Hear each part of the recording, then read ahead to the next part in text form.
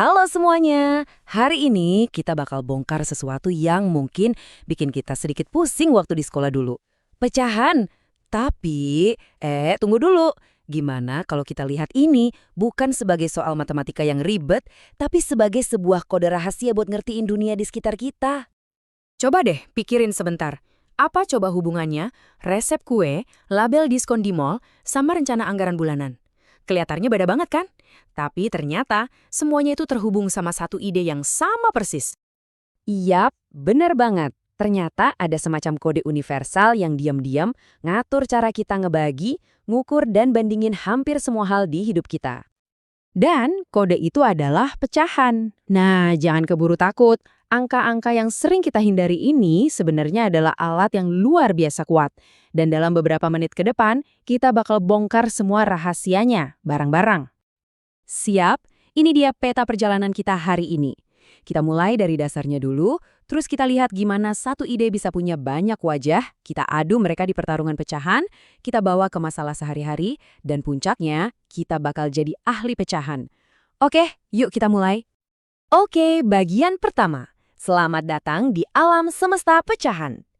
Kita kenalan dulu sama dasarnya. Jadi, apa sih pecahan itu? Gampangnya, pecahan itu cuma ngomongin soal bagian dari sesuatu yang utuh. Sesimpel itu. Nah, disinilah bagian serunya dimulai. Anggap aja pecahan, desimal, dan persen itu kayak tiga bahasa yang beda, tapi artinya sama persis. Kuncinya apa? Cuma perlu tahu cara nerjemahinnya dari satu bahasa ke bahasa lain. Kita mulai dari yang paling kita kenal ya, persen. Persen ini sebenarnya cuma jalan pintas buat nulis pecahan. Anggap aja ini pecahan spesial yang penyebutnya itu selalu 100. Inilah yang bikin dia gampang banget buat diubah-ubah. Contohnya nih, kita mau ubah 30% jadi pecahan. Gampang banget. Pertama, tulis aja 30 per 100. Terus, biar angkanya lebih simpel dan rapi, kita cari pembagi terbesarnya, yaitu 10. Kita bagi atas dan bawahnya sama-sama dengan 10. Dan, jadi deh, hasilnya 3 per 10. Beres. Nah, logikanya sama persis buat desimal. 70% itu kan artinya 70 per 100. Garis di pecahan itu kan artinya dibagi. Ya udah, tinggal 70 dibagi 100. Hasilnya 0,7. Tuh kan, semuanya tuh sebenarnya nyambung. Oke, sekarang gimana kalau kita ketemu perbandingan kayak gini? Pecahan lawan persentase. Ini kan kayak bandingin apel sama jeruk. Biar adil, kita harus ubah salah satunya dulu biar formatnya sama. Oke, yuk kita ubah si pecahan jadi persen.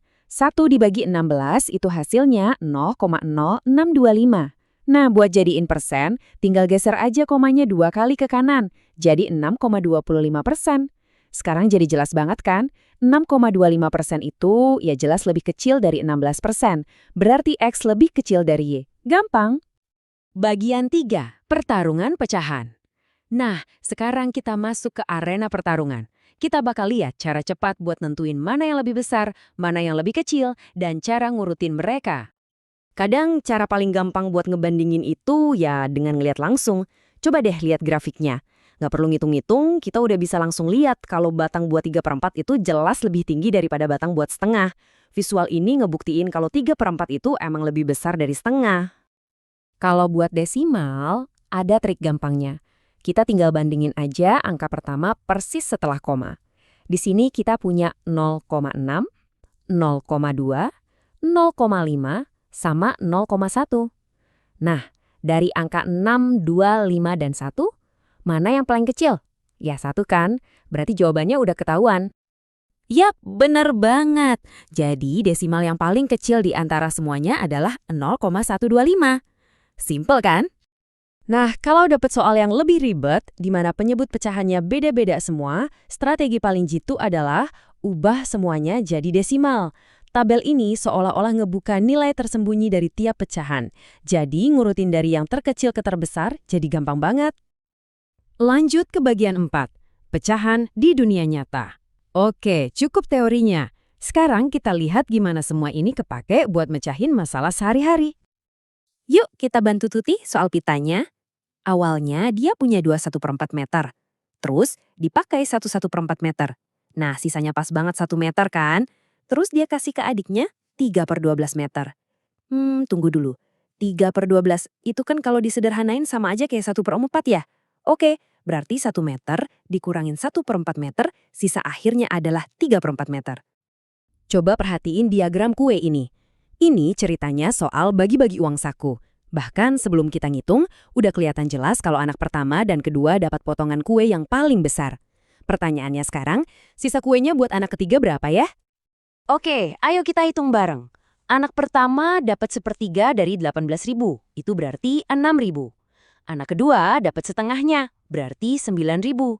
Oke, jadi dari total 18.000, udah dikasih 6.000 sama 9.000.